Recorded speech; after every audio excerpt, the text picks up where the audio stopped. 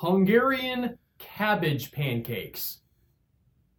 Yeah, I know it's not the weirdest thing in the Pancake cookbook by Myra Waldo. However, it can't be fish pancakes every week, guys.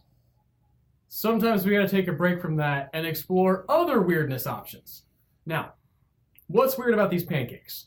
Well, to start with, the ingredients. Now, we have the usual suspects, eggs and flour and salt and milk and butter, and then we have club soda, which is not a thing I'm used to ever using, and definitely not in a pancake. And then, obviously, we're adding in cabbage, which is also kind of an oddball ingredient for pancakes.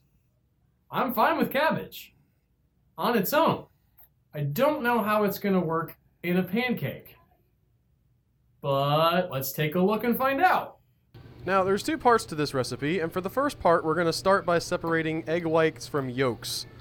And for me anyway, this is always super satisfying when it goes right. I always feel like a boss when I've separated some good egg yolks from some good egg whites.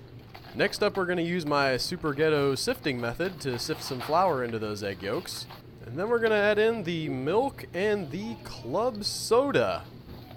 This is probably the part of the video where I should confess I'm not 100% sure what club soda is. Next up is the cabbage portion of the recipe. This part's real simple. We're just going to put some butter in a pan and put the cabbage in and cook it down for a good little bit until the cabbage is all soft. Now, you may be noticing that I'm not using an actual cabbage here, that I have bought coleslaw mix, and the reason for that is because I'm lazy. Coleslaw mix is about 99% cabbage with a few little carrot pieces mixed in, and we can pick out whatever carrot pieces we don't want and avoid having to shred our own cabbage. I call that a win.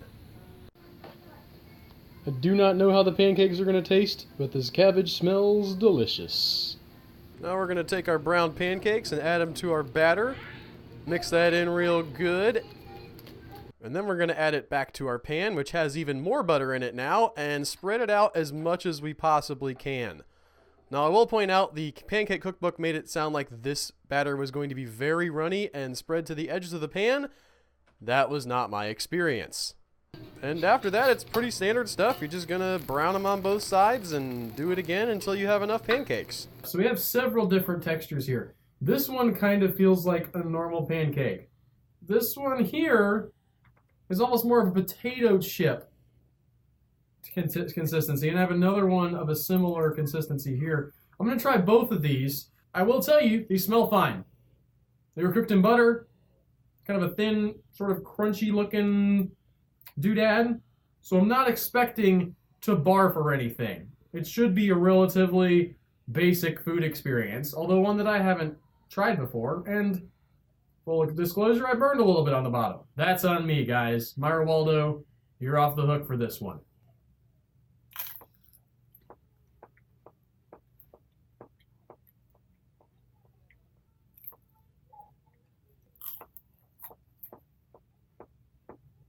I'm going to try this one that doesn't have any burn marks on it.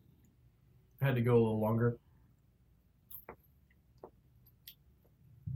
Those are the crunchy ones. Now this one has more similar texture to what I would call a regular pancake, but it seems like it probably won't be as good based on what we're eating here. So I'm going to give this a try and see which one I would recommend.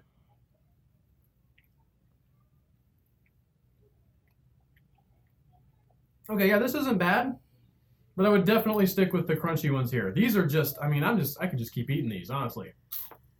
That's just great.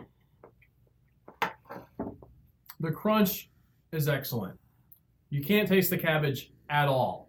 It cooks down. It's not super flavorful to begin with, and once you've cooked it down, it just disappears into the pancake.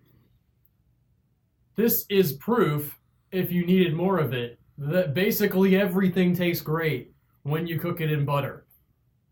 Even a Hungarian cabbage pancake out of the Pancake cookbook. This is our first win, guys.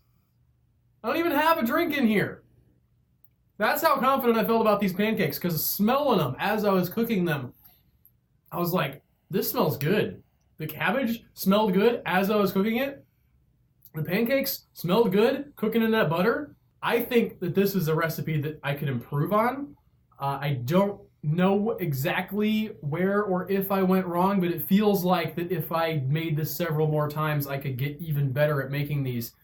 And they're excellent. I don't know what you're going to eat it with, but Myra Waldo recommends going with a beef or poultry dish, so I guess grab that half a rotisserie chicken you have from Walmart and throw it in the microwave and chow down on some weird Hungarian pancakes. That's all I got for this week, folks.